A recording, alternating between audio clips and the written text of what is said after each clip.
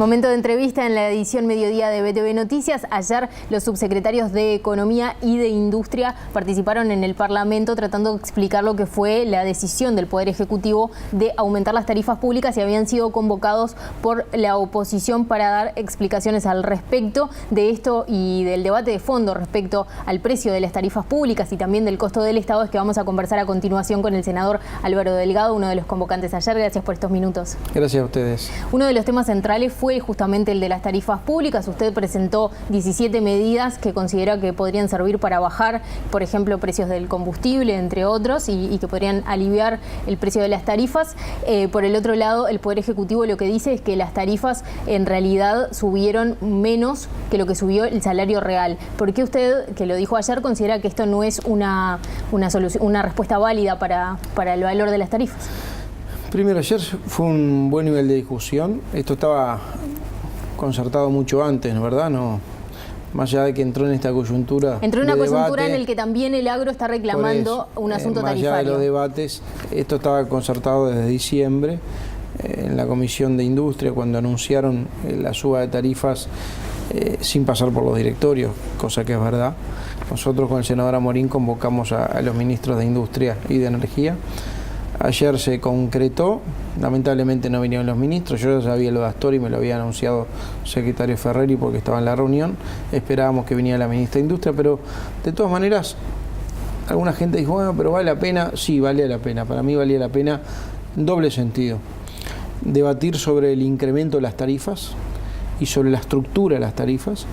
Y después me pareció importante no solo quedarme en la crítica, sino hacer algunas propuestas, que dicho por el propio subsecretario de Economía, algunas son la van a estudiar, algunas son compartibles, otras quizás descartables, algunas que necesitan mayor nivel de cuantificación, pero me parece que nosotros tenemos que aportar a la discusión que se está dando en estos momentos un aporte sobre la posibilidad de bajar dos insumos que son muy importantes, el combustible y la luz y la tarifa eléctrica, sobre todo porque la frustración fue mayor cuando desde el gobierno, presidente, ministros, presidente de UTE, habían dicho que se podían bajar las tarifas, que estaban estudiando bajar las tarifas de la luz y del gasoil. Concretamente de la luz es porque se dice que el costo de producción hoy cambió muchísimo. De la luz y del gasoil, y no solo no bajaron, sino que subieron.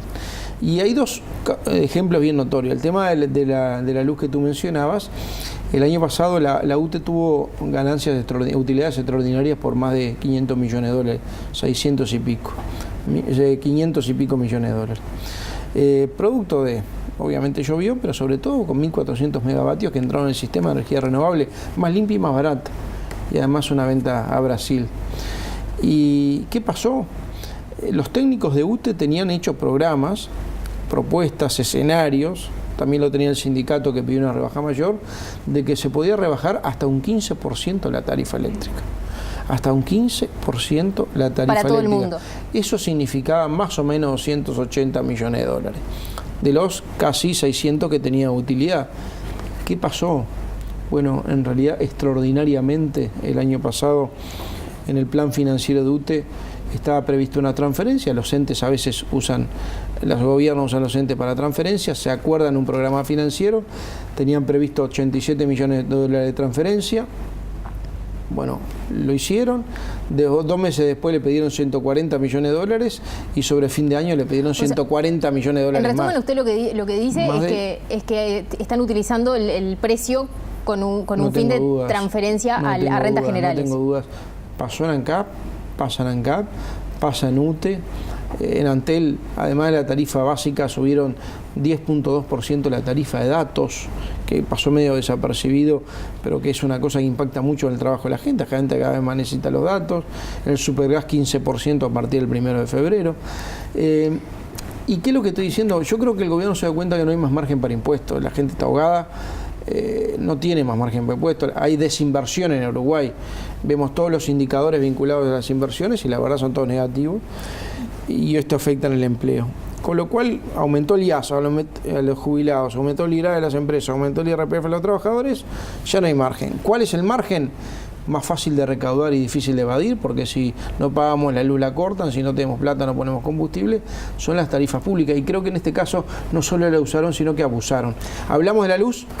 hablamos de los combustibles, durante el año 2015, 2016, parte de 2017, los uruguayos pagamos un sobrecosto de más de 220 millones de dólares por un combustible más caro del que debiéramos en función de la paramétrica petróleo-dólar para tapar el agujero anterior. Delegado, y la medida que se anunció ayer concretamente de una rebaja para algunos sectores productivos, en particular arrocero, hortifrutícola, que también la mencionó Ferreri en la presentación que hizo en el Parlamento, y lechero, de bajar, descontar el IVA al gasoil. ¿Es una ayuda? ¿Es suficiente? ¿Se precisaría más? Mira, yo no voy a hablar ni por los productores, ni mucho menos por los autoconvocados, voy a hablar a título personal. Yo creo que es insuficiente, es un camino insuficiente, porque además había margen para hacer más cosas. El tema de IVA, que fue ingenioso para los que tributan IMEVA, para los lecheros, para las hortifrutícolas y para los arroceros. En el arrocero con menos impacto porque solo el 10% del área.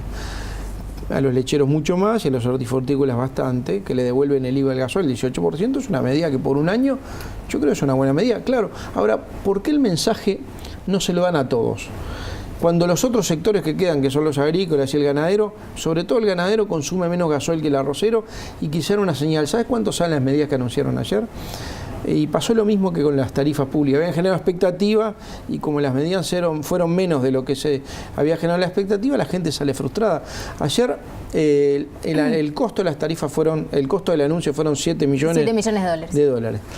En la discusión en el Parlamento yo puse algunos ejemplos que exceden esto. Por ejemplo, la gente no sabe que ANCAP subsidia a la Intendencia de Montevideo, le regala todos los años 10 millones de dólares por tarifa inflamable, por un servicio que no cumple, que estamos deseando que lo derogue. Estamos tratando de bajar la mezcla de biocombustibles al mínimo, y significaría un ahorro de 40 millones de dólares. Bueno, ahí tenés márgenes para jugar y tener una rebaja en el gasoil y una rebaja en la tarifa eléctrica. Álvaro Delgado, gracias por estos minutos. Que pasen muy bien. Hacemos una tanda y al regreso se viene rápidamente el deporte a BTV Noticias. Ya venimos.